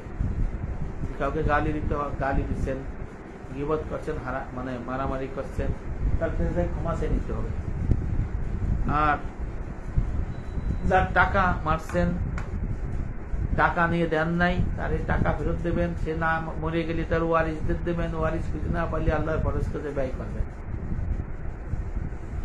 ঘুষ যদি থাকে, ঘুষের সমস্ত টাকা পয়সা, সহায় সম্পত্তি, বাড়ি গাড়ি, মার্কেট 10 তলা 20 তলা 50 তলা, হেলিকপ্টার পেলেন, সমস্ত কিছু এই ঘুষের সবকিছু আল্লাহর ফরজ কাজে সৎকার করে দিতে হবে, মাপ চাইতে হবে, সব ছাড়া।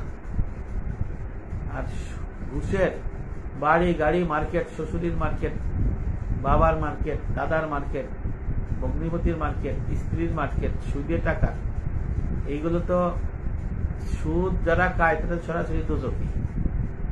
হাদিস শরীফে আছে কিতাবুল কাবায়ের, ইমাম জাহাবি রহমাতুল্লাহ আলাইহির কিতাবের মধ্যে লেখা আছে ওই কথা যে প্রতিদিন সন্ধ্যায় এবং সকালে এই সুদখোরকে কবরে জাহান্নামের আগুন দিয়ে পোড়ানো হবে। সে পোড়ানো সহ্য করতে পারবে না, দৌড় দেবে। তখন ফেরাউনের দল তাকেও পোড়াবে, তারা তারা আটকায় রাখবে, কিন্তু যাইতে পারবে না সকাল এবং সন্ধ্যায়।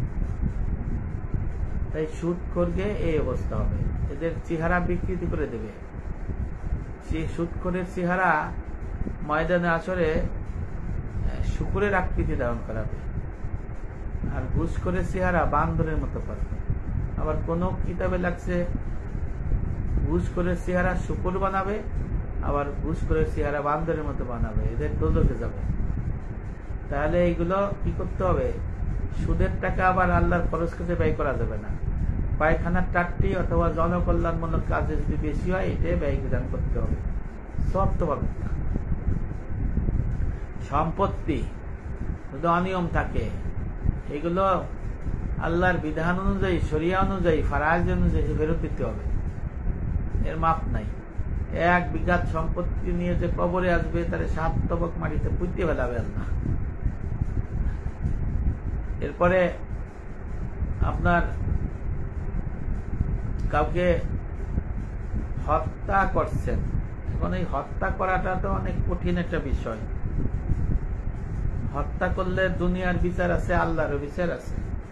এখন হত্যার যারা হত্যা করছে, তারা যদি তাদের ওয়ারিসদের কাছে যায় ক্ষমা চাই, ক্ষতিপূরণ দিয়ে দুনিয়ার থেকে কিছুটা লাঘব করে দিতে পারে, তাহলে যারা হত্যা অনৈতিকভাবে হত্যা করে, তারা তো দোজখে যাবে।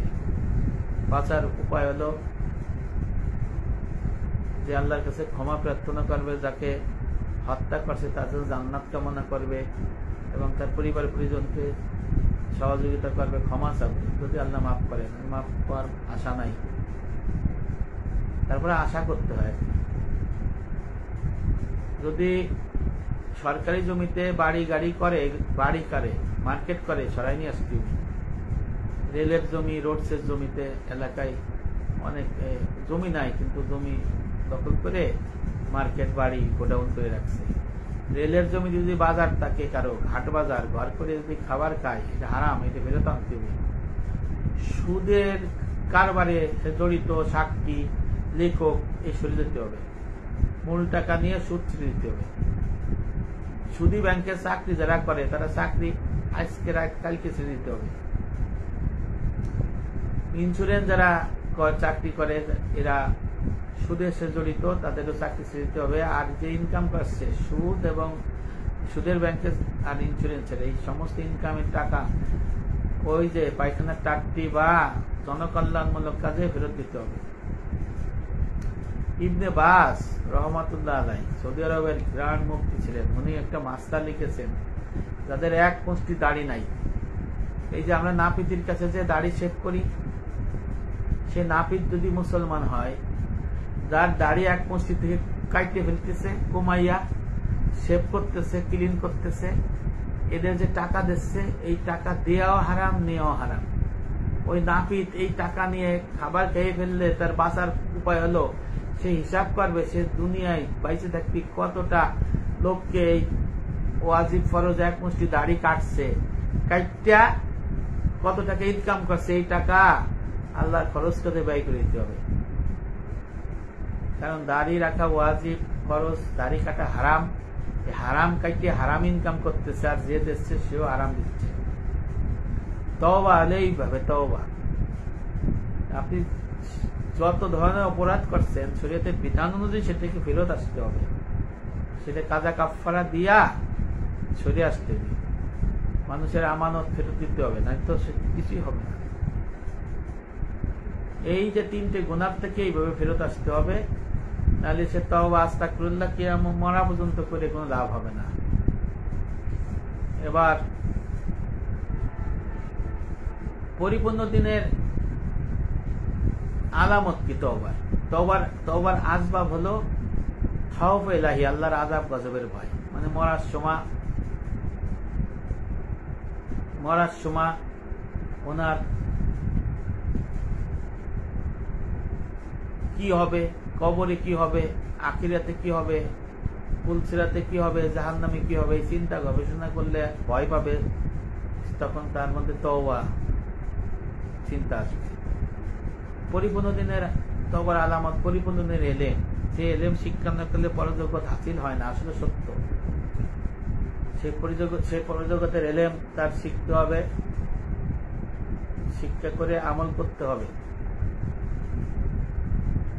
যদি বাকি থাকে সেটা শিখতে হবে।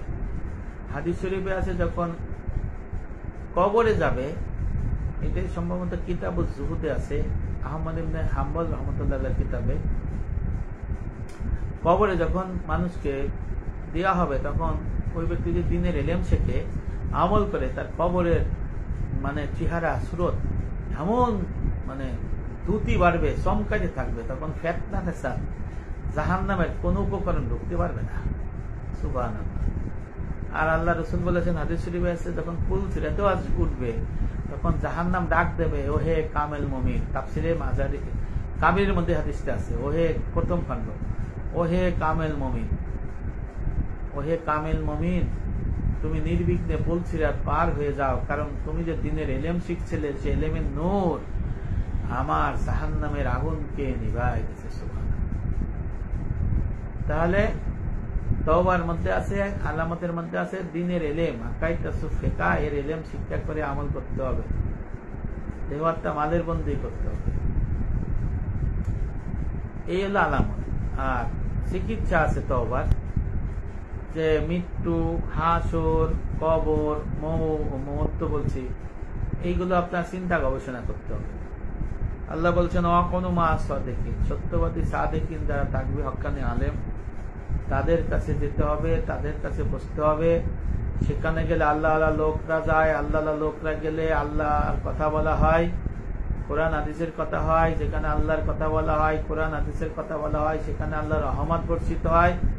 আর আল্লাহ রহমত বর্ষিত হইলে তওবার উপর ইস্তেকামত থাকা সম্ভব হয়। সুবহানাল্লাহ। ভাই, এই জন্য তওবা। আর আপনারা যে তওবা আস্তাগফিরুল্লাহ পড়েন, এটা তো জবানি তওবা, তাদের গুনাহ নাই, কবিরা সগীরা গুনাহ হইছে, তারা আস্তাগফিরুল্লাহ পড়লে আল্লাহ পাক সগীরা গুনাহ মাফ করে দিবেন।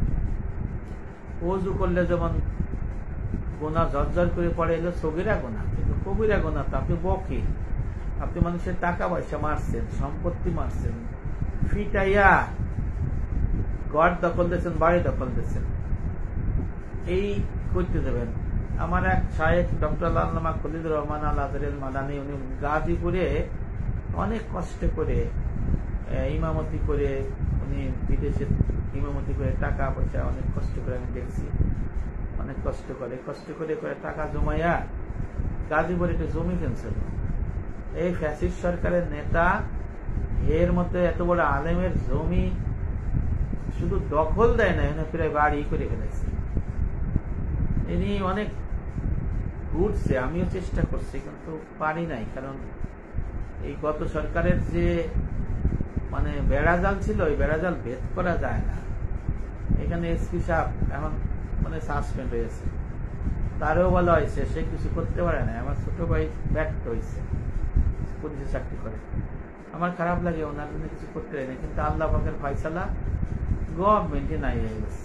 ওই লোকের চোখের পানি, যে লোকটা হজ করছে 30-35 বার, উমরা করছে মানে প্রায় 100 বার, প্রতি বছর 40 মানে রমজান মাসে যায় হজ করে, উমরাই যায়, এতে কাপ করে আছে।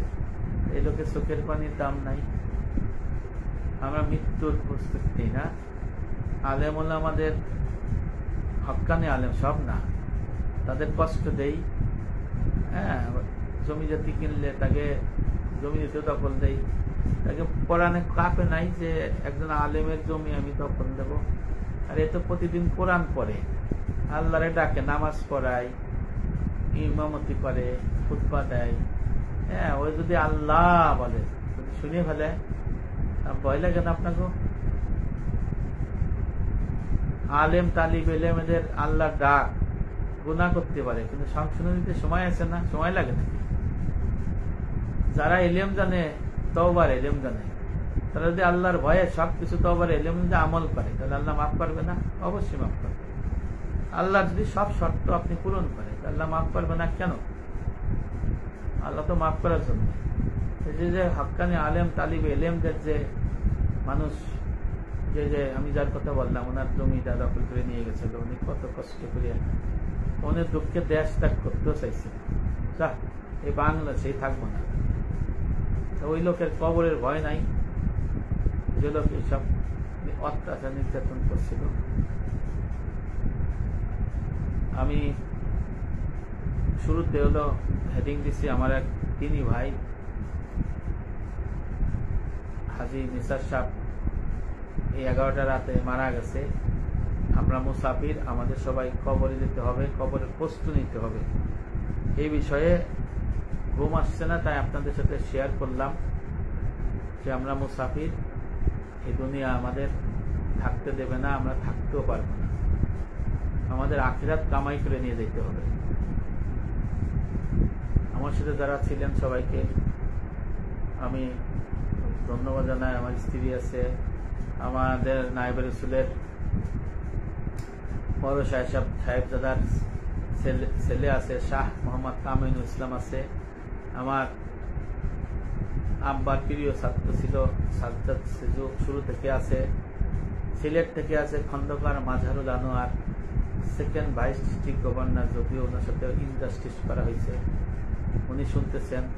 আমার প্রিয় শায়েখ, আমি খুব খুশি হয়েছি, ডক্টর আল্লামা খলিলুর রহমান আল আজহারি আল মাদানী আল হানাফি, আল্লাহ ওনার হায়াতের মধ্যে বরকত দান করুক। ভাই আমার উস্তাদ, আমার ভাই, শুরু থেকে আমার ওনার ছাত্র আমি।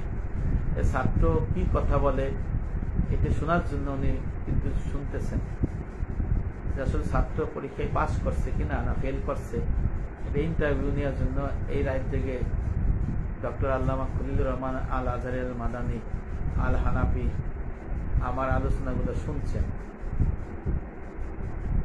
নোয়াখালী থেকে মোহাম্মদ নিজুম চৌধুরী, আসসালামু আলাইকুম। আমার এলাকার পরিপূর্ণ দিনের যাকে দিয়ে আমি কাজ করাবো, আমার ভাতিজা রকিবুল হাসান সর্দার, আমি বাড়ি গেলে আমার সাথে থাকে, পরিপূর্ণ দিনের মাহফিল করলে থাকে। ওর আব্বা পরিপূর্ণ দিনের ছাত্র ছিল, আমার ভাই, চাচাতো ভাই, সে মারা গেছে 2 মাস আগে। ওর ছেলে রকিব হাসান শুরু থেকে শুনতেছেন। তারপরে কাজী মোতাহার হোসেন ভাই, আসসালামু আলাইকুম ওয়া রাহমাতুল্লাহি ওয়া বারাকাতুহু, আপনি অনেক সময় ধরে শুনতেছেন, ধন্যবাদ। আতাউর রহমান ভাই, পলাশ চৌধুরী, তারপরে আরো আছে, সেগুলো আমি নাম বলতে চাচ্ছি না। বাংলাদেশের সাবেক সরকারের এলিট শ্রেণী যারা আছে তাদের প্রতি আমার অনুরোধ যে আপনারা অতীতের ভুল থেকে শিক্ষা নিয়ে সংশোধন হয়ে যান, ভবিষ্যতে যাতে অতীত থেকে শিক্ষা নিয়ে ভবিষ্যতে যাতে কোনো অনিয়ম অন্যায় অত্যাচার না হয় সেই প্রতিজ্ঞাবদ্ধ হন, পরিপূর্ণ দিনের মধ্যে থাকেন, মানুষকে জুলুম নির্যাতন যেন না করে, আলেম ওলামাদের প্রতি যাতে সদয় থাকে, তাদের কথা অনুযায়ী চলে, অনইসলামিক কাজ যেন না হয়, মুসলমানদের পরে যেন অনইসলামিক কাজকে সাফাই দেওয়া না হয়, এই বিষয়ে আপনারা ভবিষ্যতে খেয়াল রাখবেন। যদিও আপনাদের সামনে রাস্তা খুবই কঠিন। সবাইকে ধন্যবাদ। আসসালামু আলাইকুম ওয়া রাহমাতুল্লাহি ওয়া বারাকাতুহু।